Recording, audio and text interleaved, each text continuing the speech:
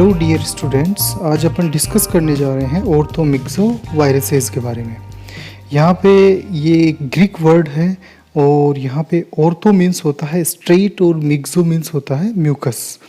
तो ये जो है म्यूकोजल जो लाइनिंग है वहाँ पे ग्रो करने वाले इसके अंदर ऑर्गेनिज्म आते हैं। इनके जनरल फीचर्स की बात करें तो ये आरएनए वायरसेस होते हैं। इनका जेनेटिकल मटेरियल होता है आरएनए फॉर्म के अंदर। साथ में ये जो है एब्जॉर्ब होते हैं, जो म्यूकोप्रोटीन रिसेप्टर साइट होती है इरिथ्रोसाइट्स की, आरबीसीज की, तो वहाँ पे ये एब्जॉर्ब होते हैं उस लाइनिंग के ऊपर और साथ में कोज करते हैं वो हीमोग्लूटिनेशन। जो आरबीसीज हैं, जो इरिथ्रोसाइट्स हैं, उनका एग्रीगेशन कोज करते हैं, दैट इज हीमोग्लूटिनेशन। और यहाँ पे इनकी अगर शेप की बात करें तो ये स्फेरिकल होती है, ये राउंडेड होते हैं और ये साइज जो होती है वो होती है 80 से लेके 120 नैनोमीटर। अब इन्फ्लुएंजा वायरस जो है वो इस ग्रुप को रिप्रेजेंट करता है, मींस ये एक इम्पोर्टेंट पैथोजन है। ऑर्थोमिक्सो वायरसेस का जो ग्रुप है इसका एक इम्पोर्टेंट पैथोजन है इन्फ्लुएंजा, जो कि एक ह्यूमन पैथोजन है, काफ़ी कॉमन है। इन्फ्लुएंजा वायरस की अगर अपन बात करें तो सबसे पहली चीज़ जो है ये कोज करता है रेस्पिरेटरी इन्फेक्शंस। ये रेस्पिरेटरी ट्रैक्ट है उससे रिलेटेड इन्फेक्शंस कोज करता है और इसकी जो एंटीजेनिक नेचर है उसके बेसिस पे अपन ने जो है इसको 3 टाइप्स के अंदर डिवाइड किया है, that is influenza A virus, influenza B and influenza C virus. अब ये जो है स्फेरिकल इनकी शेप होती है और यहाँ पे डायमीटर जो है इसका 120 नैनोमीटर तक होता है। ये अपन पहले ही डिस्कस कर चुके हैं, 80 टू 120 नैनोमीटर तक। ये जो है सिंगल स्ट्रैंडेड जो आरएनए इसके अंदर जेनेटिकल मटेरियल के तौर पे प्रेजेंट रहता है और ये होता है हेलिकल सिमेट्री के अंदर। हेलिकल जो सिमेट्री है उस फॉर्म के अंदर आरएनए इसकी कोर में प्रेजेंट रहता है। ये जो है यहाँ पे हीमोग्लूटिनिन स्पाइक्स, जिनकी वजह से ये हीमोग्लूटिनेशन कर रहा है, अटैच होता है सरफेस से, तो यहाँ पे हीमोग्लूटिनिन स्पाइक्स निकले हुए रहते हैं इस तरह से इसकी सरफेस के ऊपर। और यहाँ पे न्यूरोएमिनिडेज जो है एक एंजाइम है, इम्पोर्टेंट एंजाइम है, जो इसकी हेल्प करता है यहाँ पे म्यूकोजल हाइड्रोलाइसिस, हाइड्रोलाइज करता है यहाँ पे म्यूकस को।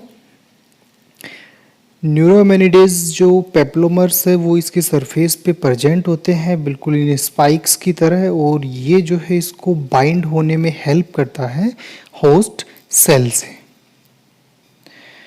नेक्स्ट अपन इसकी कल्चर की बात करें तो इसकी जो कल्चर है वो अपन कर सकते हैं एमनियोटिक कैविटी में। साथ में चिक एम्ब्रियो है वो भी अपन इसकी ग्रोथ के लिए, कल्चर के लिए यूज़ कर सकते हैं। साथ में अगर इसकी ग्रोथ अपन करवाएंगे तो करवा सकते हैं मंकी किडनी सेल्स के अंदर, वहाँ पे भी अपन इसकी कल्चर प्रिपेयर कर सकते हैं। रेसिस्टेंस की अगर अपन बात करें तो ये इनएक्टिवेट हो जाता है 50 डिग्री सेंटीग्रेड पे इन 30 मिनट्स। 30 मिनट के अंदर ये इनएक्टिवेट हो जाता है एट 50 डिग्री सेंटीग्रेड पे अगर अपन इसको रखते हैं तो। साथ में ये जो है इनएक्टिवेट हो जाता है कि ईथर से, फॉर्मल्डिहाइड से, फिनोल से और हैवी मेटल्स। तो ये जो सभी केमिकल डिसइंफेक्टेंट्स है ये इसको कर देते हैं इनएक्टिवेट। नेक्स्ट इम्पोर्टेंट थिंग है यहाँ पे इसकी पैथोजेनेसिस। तो पैथोजेनेसिस की अगर अपन बात करें तो इसकी जो रूट है एंट्री का बॉडी के अंदर वो है रेस्पिरेटरी ट्रैक्ट। तो जो पोर्टल ऑफ एंट्री है वो है रेस्पिरेटरी ट्रैक्ट, वहाँ से ये एंटर होता है बॉडी में। तो जो न्यूरोएमिनिडेज है वो रिड्यूस करता है, जो एक हाइड्रोलाइजिंग एंजाइम है वो रिड्यूस करता है विस्कोसिटी म्यूकस की विस्कोसिटी को कम कर देता है, जिसकी वजह से यहाँ पे वायरस को इजीली वहाँ पे एब्जॉर्ब हो जाएगा, वो उस सरफेस के ऊपर आराम से अटैच होके रहेगा क्योंकि म्यूकस की विस्कोसिटी कम हो चुकी है। तो यहाँ पे ये एक ही जगह पे इजीली एडहेयर हो जाएगा उस सरफेस से, सेल सरफेस के ऊपर इजीली एब्जॉर्ब हो जाएगा।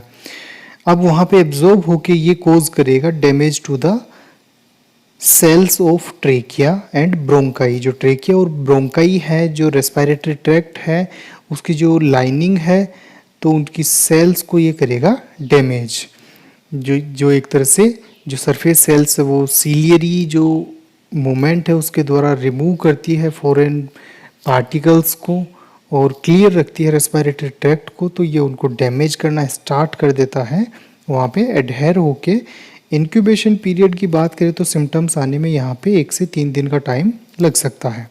क्लिनिकल मैनिफेस्टेशन की अगर अपन बात करें तो जो जनरल सिम्टम्स है इन्फेक्शन के यहाँ पे फीवर, हेडेक, जनरलाइज्ड माइलेजिया, जो जनरलाइज एक मसल पेन है वो हो सकता है, फटीग हो सकती है और रेस्पिरेटरी सिम्टम्स होंगे जैसे कि सोर थ्रोट हो सकता है, कफिंग हो सकती है, रनी नोज हो सकता है। इस तरह से रेस्पिरेटरी सिम्टम्स यहाँ पे होंगे। डिस्निया या चेस्ट कंजेशन हो सकता है। वैसे सिम्टम्स काफ़ी माइल्ड होते हैं और यहाँ पे विदाउट कॉम्प्लिकेशन ये रिजोल्व हो जाते हैं 2 से 7 दिन के अंदर। फिर भी अगर कुछ केसेस में कॉम्प्लिकेशन अगर अकर हो, इन्फेक्शन ठीक नहीं हो, तो यहाँ पे एज ए कॉम्प्लिकेशन निमोनिया हो सकता है और निमोनिया यहाँ पे होगा due to bacterial super infection. अगर इस वायरल इन्फेक्शन के साथ बैक्टीरियाज भी इन्वॉल्व हो जाए और एज ए सेकेंडरी इन्फेक्शन इसके साथ साथ इन्फेक्शन कोज करे तो एज ए कॉम्प्लिकेशन यहाँ पे सीवियर निमोनिया कोज कर सकते हैं। साथ में कंजस्टिव हार्ट फेलियर की कंडीशन भी यहाँ पे हो सकती है एज ए कॉम्प्लिकेशन। साथ में एनसेफेलाइटिस हो सकता है अगर बैक्टीरियल इन्वेजन वहाँ तक ब्रेन तक हो गया है तो। साथ में यहाँ पे रेज सिंड्रोम अपन बोलते हैं, एक तरह से इसका कॉम्प्लिकेशन है ये इन्फ्लुएंजा वायरस का, जिसके अंदर वायरस जो है वो अफेक्ट करता है ब्रेन और साथ में जो है लीवर को भी। तो इस तरह से इसको अपन बोलते हैं रेज सिंड्रोम। इसके अंदर ब्रेन को अफेक्ट करता है तो इसके अंदर सीजर्स हो सकते हैं और कन्वर्जेंस आ सकते हैं और यहाँ पे जो है पेशेंट कोमा में भी जा सकता है। काफ़ी सीवियर कंडीशन में होगा। जनरली ये बच्चों के अंदर होता है रेज सिंड्रोम, बाकी एडल्ट में भी हो सकता है। ये जो है रेज सिंड्रोम वो एसोसिएटेड है इन्फ्लुएंजा बी वायरस से। तो ये है इसकी पैथोजेनेसिस। नेक्स्ट अपन बात करें इसके लैब डायग्नोसिस की, तो लैब डायग्नोसिस के अंदर अपन जो है वायरस को डेमोन्स्ट्रेट करते हैं, फाइंड आउट करते हैं by the virus antigen. Virus antigen को डिटेक्ट करके इम्यूनोफ्लोरेसेंस के द्वारा अपन इसको कर सकते हैं वायरस को डेमोन्स्ट्रेट। अगर वायरस को अगर अपन आइसोलेट करना चाहे तो आइसोलेशन यहाँ पे ये भी एक इम्पोर्टेंट यहाँ पे तरीका है डायग्नोस करने का। वायरस को जो है अपन आइसोलेट कर सकते हैं, जैसे कि अपन म्यूकोजल जो लाइनिंग है वहाँ पे ये ग्रोथ करता है तो अपन जो है थ्रोट स्वाब जो है लेके अपन इसको आइसोलेट कर सकते हैं, फाइंड आउट कर सकते हैं। सीरोलॉजिकल टेस्ट की अगर अपन बात करें तो यहाँ पे कॉम्प्लीमेंट फिक्सेशन टेस्ट अपन यूज़ कर सकते हैं एंटीबॉडीज़ को डिटेक्ट करने के लिए, और साथ में हीमोग्लूटिनिन इनहिबिशन टेस्ट भी यहाँ पे अपन कर सकते हैं, जिसके अंदर अपन सीरम को लेके उसको डाइल्यूट करते हैं और उसके एग्लूटिनेशंस की जो रिएक्शन है उसको नोट आउट करते हैं और तब तक अपन इसको डाइल्यूट करते जाते हैं और रिएक्शन को रीड करते हैं।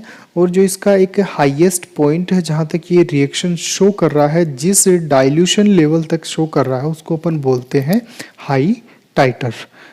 तो ये भी अपन इसके लिए यूज़ कर सकते हैं। ट्रीटमेंट की अगर अपन बात करें तो यहाँ पे एंटीवायरल ड्रग्स काफ़ी यूज़फुल होती है। एंटीवायरल ड्रग्स अपन इसके लिए दे सकते हैं। बाकी जो ट्रीटमेंट होगा वो होगा सिम्टोमेटिक, सिम्टम्स के अकॉर्डिंग अपन ट्रीटमेंट करते हैं। जैसे कफिंग के लिए अपन जो है एंटी जो टसिव एजेंट है वो अपन दे सकते हैं।